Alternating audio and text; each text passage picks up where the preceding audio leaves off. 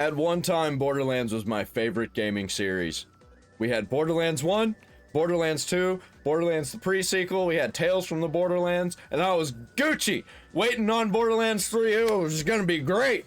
And then Borderlands 3 came out, and I was like, okay, this is probably the worst out of the entire Borderlands series, but okay! I'm waiting for the next one. Tiny Tina's Wonderlands. What? And then Borderlands 4, what? Apparently there's some more bullshit happening with Randy Pitchford, the CEO of Borderlands, or the CEO of Gearbox, whatever. Tell me about it, Endymion, what happened? Borderlands 4 is coming out in just over a month from this video. Oh god. Oh god, it's so soon. And the game is said to be likely one of the biggest releases of the year alongside Battlefield 4.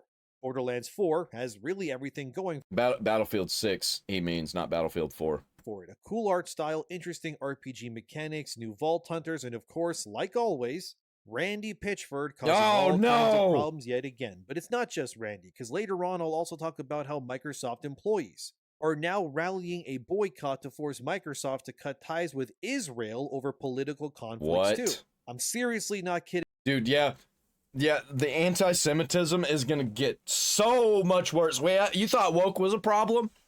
Just wait. The next movement is against the Jews. Thing about that either. That's a real thing. But the gist of this video is that all of this and more is proving that the game industry cannot separate itself from political activists no matter really how hard they try. But this is from PC Gamer. Randy Pitchford says Borderlands 4 story is inspired by the sale of Gearbox, then glazes over and says it's about where we as individuals want to be on the spectrum of anarchy to fascism. So Randy, who's being interviewed, brought up when asked the question as to how Borderlands 4 came to be.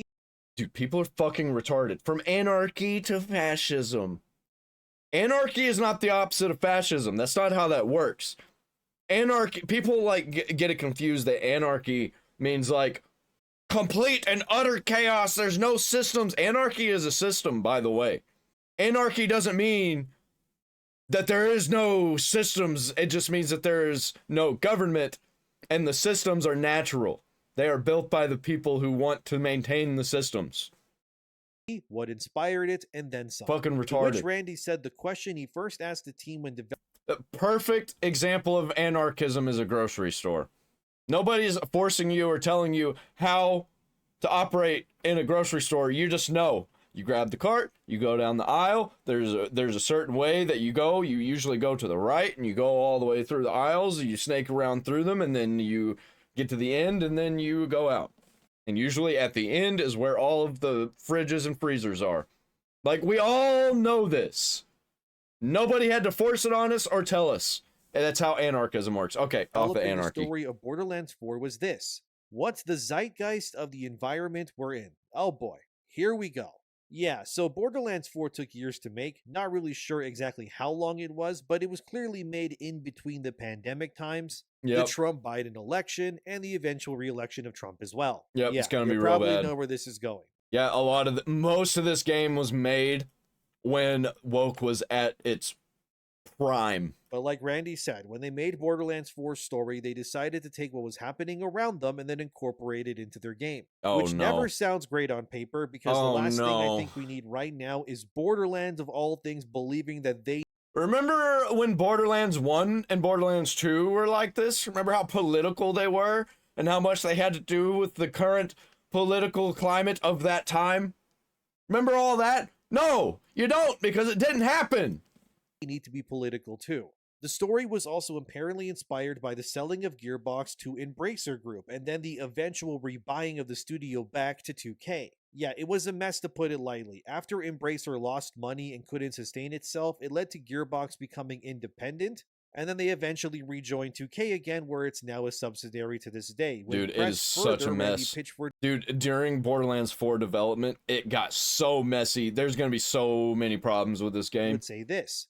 There's this cultural and emotional shift in me personally. Emotional? Dude, they're oh man, they're so focused on feelings. Said Pitchford, what does it mean to trade some autonomy for organization? What does it feel like to move up and down the scale between autonomy and being organized or even being controlled? Oh boy, here we go. But Randy had more to say. On one end of the spectrum, you have anarchy. And on the other end of the spectrum, you have fascism. That's so fucking retarded. Totalitarianism. Zero freedom. It's not just about societies, that's all of us as individuals to imagine where we want to be on that spectrum and how comfortable we are. Apparently, says Pitchford, we were going through that as a company. You can clearly see how this sort of idea can What he should have said was chaos and disorder to fascism. easily teeter on the brink of complete utter nonsense pretty quickly if it's not handled correctly. Look, okay, let's lay the groundwork at least. The concept of totalitarianism or fascism is really nothing new in video games to be tackled as a subject. Final Fantasy VII, all the way back in the 90s, their entire story is technically about this too. Cloud and his team fighting against Shinra, a company that ruins the world's health for money gain, I get it, and also Sephiroth. But this is obviously not a real new concept of video games as a storyline, and personally, I don't think pushing against such concepts immediately means that your story will be any worse or better because of it. The fact remains, though, that the difference here is how game studios, especially narrative designers and writers, handle the subject matter back in the 90s versus, well, right now. Before, I think we can agree it was more nuanced, more intricately placed into the worlds these designers were creating. These days, for the past few years, especially The female psychos piss me off. There shouldn't be any female psychos because the original psychos were men and they were minors sent to Pandora to mine. the villains of many games or even movies are The fact that they retconned it and put women in there as psychos makes no fucking sense. directly inspired by what these people oppose in the real world within our time now too. I mean, it's in movies too. Mickey 17, which came out this year, it looked good on paper, but when it actually released, many media websites started describing the film's plot as an anti-Trump bashing film that used Trump as inspiration for its villains played by A-list Hollywood actors. And following this narrative spreading, Mickey 17, once the dust settled around it, it lost around $75 million due to underperforming at the box office. The very obvious connection here was that the film was anti-conservative and all of that, and therefore many people just didn't really want to support it. Then you had games like Dustborn, which was led by a Norwegian designer named Ragnar Tornquist. Hopefully I said that right, but anyways. And if you don't know, he's also very, very left-leaning. Just looking at Dustborn, it becomes obviously very clear what they were trying to convey. But Ragnar Tornquist would be And you can really tell, there's so many games that have this similar art style, and you see it, and you're just like, wow, okay, well, it's one of those types of games, I guess. Viewed by a Norwegian newspaper back in 2018 before Dustborn was created, and was asked what the inspiration was. It's like the weird woke lefties, they all have this art style. It's all similar that they use. Was behind Dustborn. It's just like really feminine.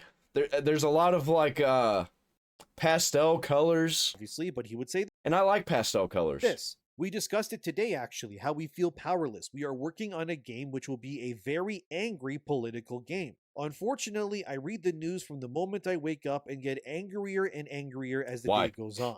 I would go on a demonstration. Dude, it sounds like you need your mental health checked, bro. Trained for human rights, for social justice. I read the news all the time. I read politics all the time. I just laugh at it because it's all fucking stupid and fake. Because everything I feel is under attack from Trump, from the right, from the Republicans. When pressed further, Ragnar would then say, I hope. And I feel like that I'm under attack constantly by leftist freaks. So, and I know that it's not true. I think a lot of the people who attack me aren't attacking me because I'm right wing, because I'm not. They're attacking me because I'm not completely aligned with their weird, over-sexualized reality. Hope we can make it the game that will be our voice. We will shout out to the world. Games are usually not that political, but we want to mix entertainment with politics.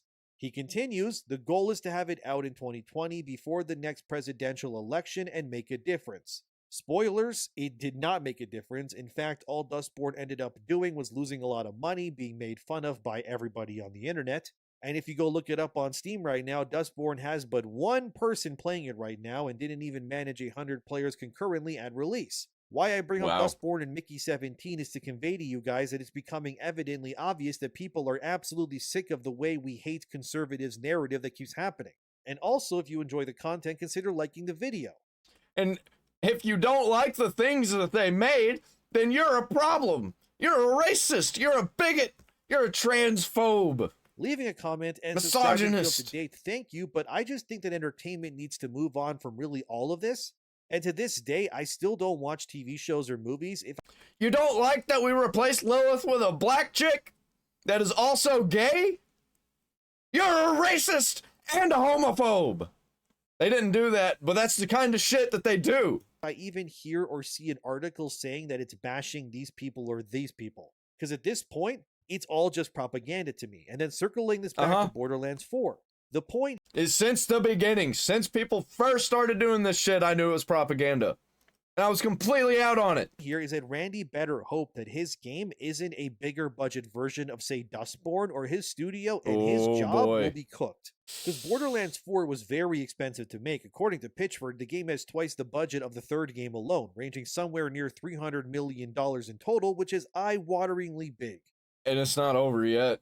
It's not over. They still got money to spend. This is going to be nearly a $1 billion game.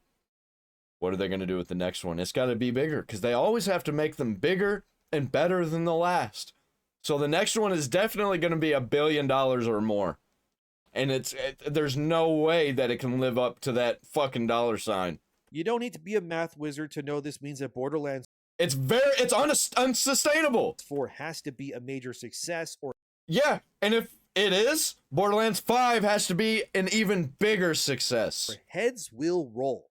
And I am worried that since the game was very clearly made in a state where Gearbox was in turmoil from not just economic factors due to this whole publisher thing or that.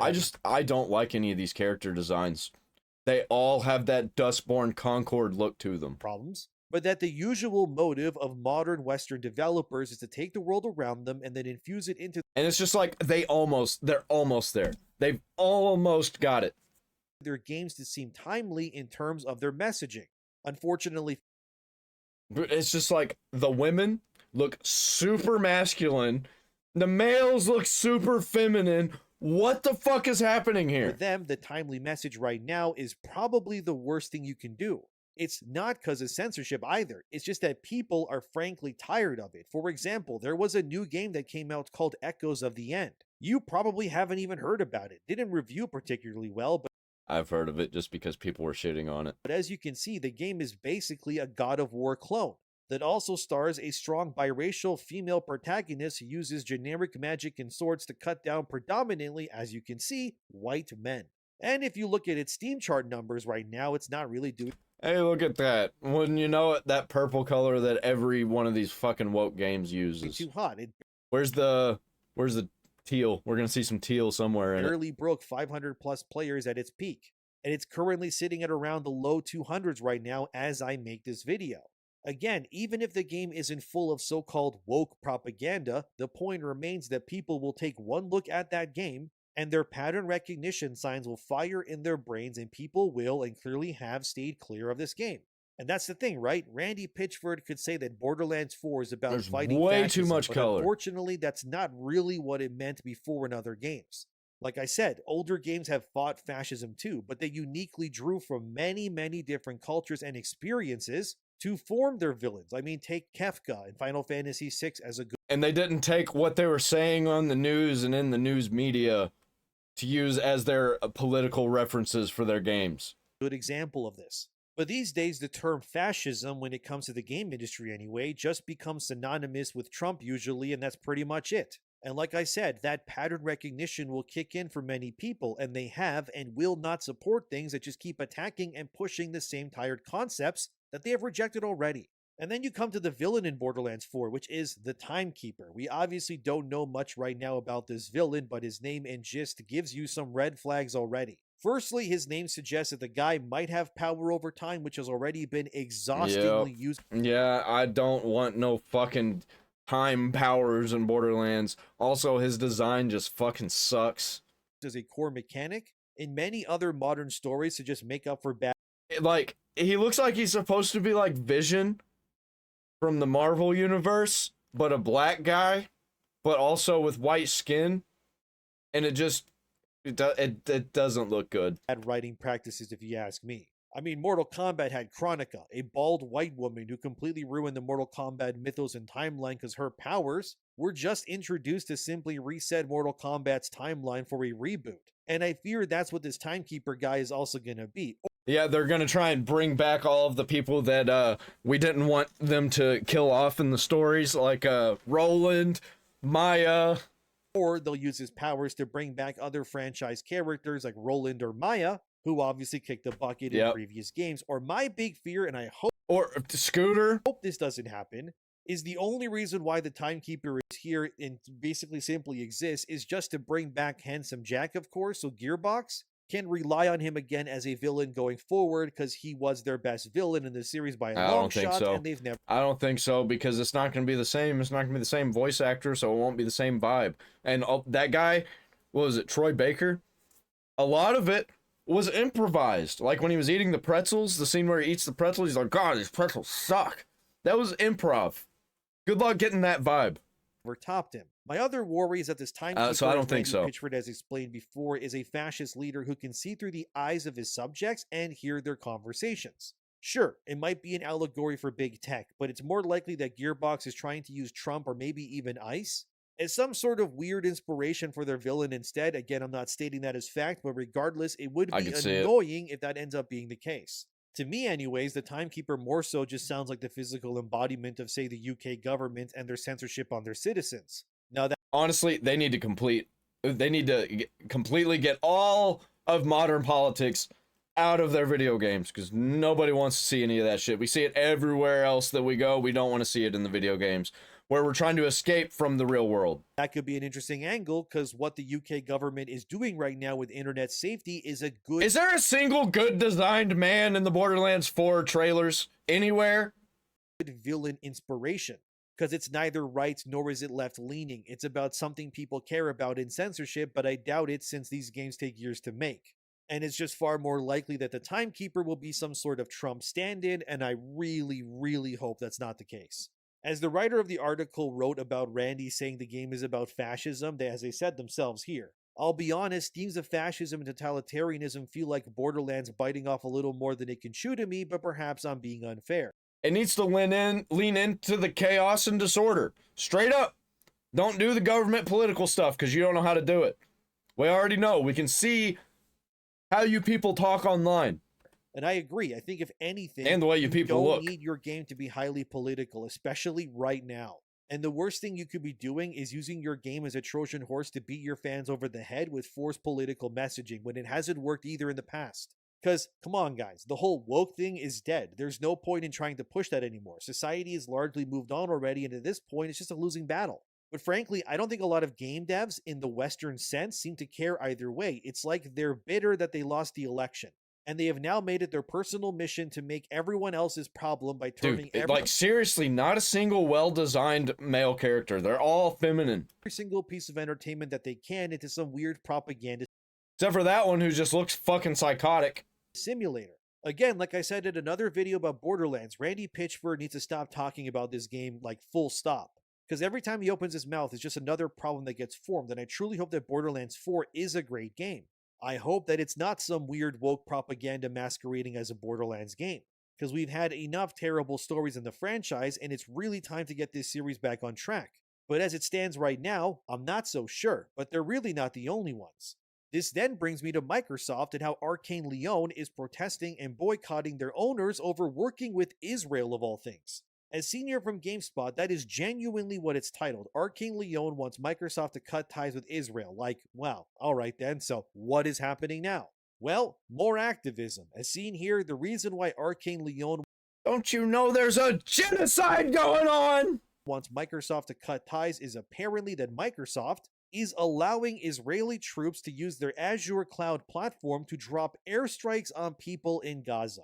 Although apparently the rebuttal is there is no proof of this actually happening, and this has now led to Arcane Leon's union to form together and write a letter to Microsoft to sever all ties with the war on Gaza. How about you sever ties with Arcane? These people are a fucking problem. As you can see here. And Arcane Leon then claims what Microsoft has become involved in here, again, allegedly according to Microsoft, it hasn't been 100% proven, but Arcane is clearly considering it to be true, obviously, is that they're accomplices in the lives being taken within Gaza by helping Israel. Like I said, guys, nuclear territory subject matter, I know, but Arcane Leon, by the way, are currently developing Marvel's Blade game. Oh, God. Oh, God. Bethesda, Marvel, all the woke garbage, being against Israel. Oh, no. Oh, no. This game's fucked. This game's so cooked, man. which you probably saw. It got announced a few years back. A black guy is the main character. It's not gonna go well. It is not. They don't know how to make a good black character and not make it completely bullshit and political. They've also worked on things like Dishonored and more. And as seen here, Arcane No, Leon they is didn't. demanding everyone No, they didn't. They didn't work on Dishonored. Sure, that company with that name worked on it. Different people. who is pro-Palestine to boycott any Different and all time. Microsoft games and services in Okay. response to this information. They're literally going to war with their owners who pay their bills. Yeah, it's a mess. And the demands of Arcane Leon are as seen here. They want Microsoft to pull out any funding or support from Israel immediately. But they I can see them being completely shut down in the future. also want Microsoft to denounce the war on Gaza as well. They also demand that Microsoft uphold the right to free speech, so that these people at Arcane and beyond can speak on these topics in the future without fear of repercussions. Now look, this is a mess. However, it needs to be said that as of now, Microsoft denies this despite the pushback. I'm not going to defend Microsoft, that's why they have lawyers, they can deal with that mess themselves. But what's going on here adds to what I said with Yep. If you step out of line an inch, they'll have your head. Microsoft, keep that in mind. Yeah, you should have never pandered to these freaks in the first place. when it comes to Borderlands 4 and such as well. Because they will lie. And they will try and take down your company over these lies. Because of these lies. They don't care. They don't care if they're lies or not. It's their truth. Their lived experience. Which is that there is clearly an overabundance of political activism when it still comes to the Western gaming industry today. And these people who are responsible for making video games first are instead making it their jobs to instead be activists first. Which I don't know if that's even something they're allowed to do here, but who knows? The point is that for too long, the Western game industry has become filled to the brim with activism. They've hired hundreds of these people at all of their studios across the board for years now. And now the very people that they have hired are now trying to destroy them within, which is why I don't really feel bad for even a second for people like Bro, I am so tired of seeing these male characters in this. Because they just look like huge F-slurs. Microsoft. 'Cause Every they did single this one of them. themselves. You guys kept hiring people who were clearly They either look like F-slurs, they look like they're psychotic, or they're just fat fucks. And like, what is this? The fuck is this? Is this a dude or a chick? It looks like there's facial hair. It could be a chick though. I have no idea. You tell me. Tell me right here. Is that a dude or a chick? Look at the way the face is made up. It's like thick and masculine. I don't know. activists first and maybe game developers. And look at this dude. The fuck? Like, even the big burly character looks like he takes it from behind. Developers third or even fifth down the line of importance. And when you hire people who care more about politics and such, you get what you deserve. I'm not saying that Arcane Leon is in the wrong here. It's in their right to do this technically, and I'm sure that Microsoft can't even really fire them, because if they do, they'll probably have an even bigger problem on their hands. But the case still stands that Microsoft did this to themselves by allowing their company to be filled with these kinds of people for years. Yep. I don't feel bad for them at all. It's sort of like a guy who owns Yeah, a what's store coming to you? Dude, you got exactly what you asked for. full of wood sculptures Now they're holding you accountable. and then purposely releasing a colony of termites into his store because he doesn't want to be seen as against termites. Now his whole store is getting eaten alive. And if he calls them out, he's going to be called a bigot. Like, you did this to yourselves. As it states here in a GameIndustry.biz article that That purple initially and teal broke the colors. story as Arcane Leon Oh, told looky them there. in an interview, Microsoft has failed both its teams and its customers by being actively complicit of the invasion and war crimes happening in Gaza. This is a can of worms within multiple other cans of worms, fellas, because this only goes two ways. You know, if you are creating a entertainment product, you need to stop talking about politics because nobody gives a fuck. Either Microsoft complies and cuts ties with Israel, which is doubtful because of many, many reasons, or Microsoft fires these activists and causes other activist groups to then lose their minds, and then we got a lawsuit on our hands and all the Good. other stuff. And Good. really the point of this video is that whether you're Yep, let it all fall apart. Let it all crumble. Randy Pitchford trying to talk about politics or capitalism or fascism or totalitarianism and how it affects your ties to your Borderlands game somehow, which is usually about fart jokes and poop jokes, or you're these activists demanding that $1 trillion corporation that hired you to submit to your will or you'll lose your minds, the pathway is pretty clear. Which is that what happens when game development studios and publishers focus less on the importance of making politically neutral games that are meant to just be fun to make for funness sake and instead focusing on appeasing people who will literally throw you into the abyss if you even disagree with them once. These activists are not going to buy your products. They never do. They don't care about your products or your games or anything like that. All they care about is using your money, your platform, and your time and energy to elevate and push whatever it is that they're truly passionate about. And they will definitely blow smoke up your ass, tell you that it's the greatest experience of all time, 10 out of 10, and then they'll hate everybody who is against them on it, and they've never played it. Never played it a single time. They just know that it aligns with their politics. So they're all in, all for it, except for the actually putting up money to buy it. Notice when I brought up Dustborn earlier, how Ragnar Tornquist, when interviewed about his game, he never once said how his new game Dustborn was about making a fun gameplay experience, or like what mechanics he was going to innovate on, or how he was going to expand video games as a medium in terms of how the player interacts with the game. No, all he cared about talking about was making his game for one sole reason: political messaging, like always. And the more that becomes normalized, the more insufferable it's going to get in the future. Look, again, I don't hate Arcane Leon. They're allowed to voice their opinions all they want. I ain't gonna be playing any of their games going forward. But this is frankly Microsoft's fault before anything else for hiring these people in the first place. Yep. You knew they were activists. You knew their political leanings. You knew before that ink was even dry that these people would do exactly what they're doing now the moment you did anything that... I don't know why they thought following trends was the way to go. Did they not learn their lesson with everybody in the 80s and 90s who were doing the exact same thing and everything went sideways? They didn't agree with. So I'm not sorry for Microsoft for what's happening to them, but it has become clear that the Western industry, despite the thousands of people getting laid off these couple of years and all these games faltering to make profits and all these games releasing and dying immediately, and they continue to keep chasing the same things that have never worked. That dude looks like buffed gay Santa Claus. Or mattered in the first place instead of just making fun games for funness sake. And Borderlands 4, hopefully, is nothing like what Randy explained, but Randy being Randy, he continues to keep messing up the messaging around his company's game. He seriously needs to shut his mouth. And I don't mean that in a mean way. I mean, just Randy, please, just stop talking. I'm just tired of it, man. Just make good games and keep the politics separate. We know it works. Look at all the games that have done great in the last year or two alone that don't push this stuff. Until that doesn't become the status quo going forward, the deconstruction of Western gaming will just keep continuing. But what do you think? Thank you for watching. Subscribe to keep up to date. As always, have a great day. And I think this game's gonna be completely fucking disaster. I really hope it's not. I hope it's great. But man, it's just, I'm seeing all the patterns. I'm seeing the patterns, and it's not looking good. We'll see. We'll see. We got a month. We'll be talking about it. Like, comment, subscribe, ring the bell for all notifications.